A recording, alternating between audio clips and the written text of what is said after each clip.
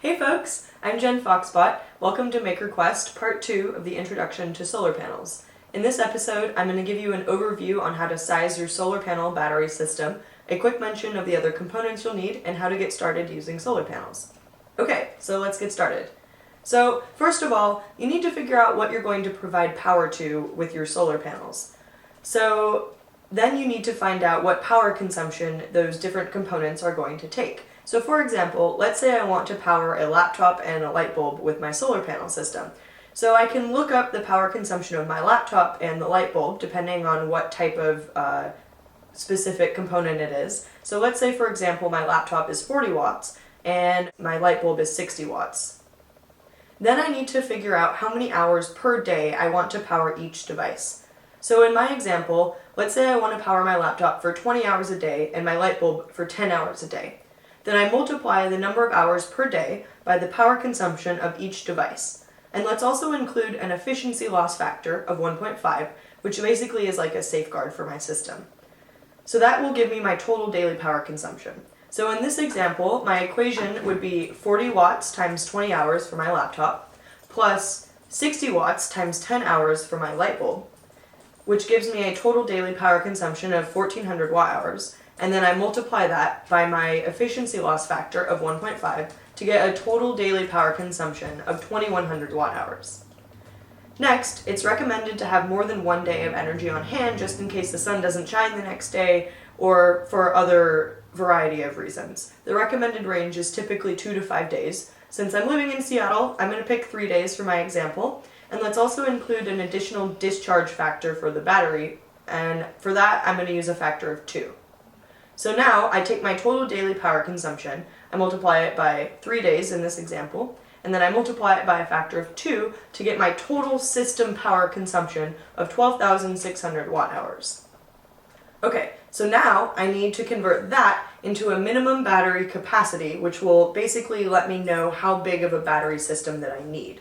So to do that, I use the power equation from the first part, which is power equals current times voltage. So that will depend on your specific battery voltage that you choose, and that's pretty much up to you, but for larger systems you'll definitely want a battery that's at least 12 or 24 volts. In my example, I have a battery that's 12 volts, so I'm going to use that. So now I take my total system power consumption of 12,600 watt hours and divide it by my battery voltage to get the minimum current that my battery system needs to provide. In this example, it would be 1,050 amp hours. So basically, my battery system, when it's fully charged, needs to be able to store 1,050 amp hours. Okay, so that was a quick overview on how to size your solar panel battery system, but what else do you need? You'll also want to avoid overcharging your batteries. For low power systems, like less than 5 watts, it's not that big of a deal, but you'll definitely want to disconnect the solar panel when you know your batteries are fully charged.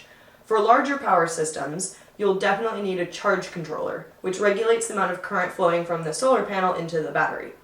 For any AC applications, you'll also need an inverter, which basically converts the DC power output of your solar panel and your batteries into AC for your particular components.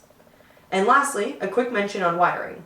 Not all solar panels and batteries are going to be optimal for your needs, but you can use series and parallel circuits to adjust the specific voltage and current output of both the solar panels and the batteries. So you can kind of tweak your system to fit your needs.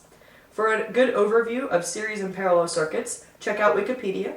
And here's a link to a really great website that will help you calculate your battery capacity, the number of batteries that you'll need, and the recommended way to connect them. Okay, so that was a lot of information. But really, the best way to get started with solar panels is to just start building projects with them. For a really introductory project that's super inexpensive, check out my blog, jenfoxbot.com, for an overview on how to build a portable solar USB charger to charge your iPhone or other USB device.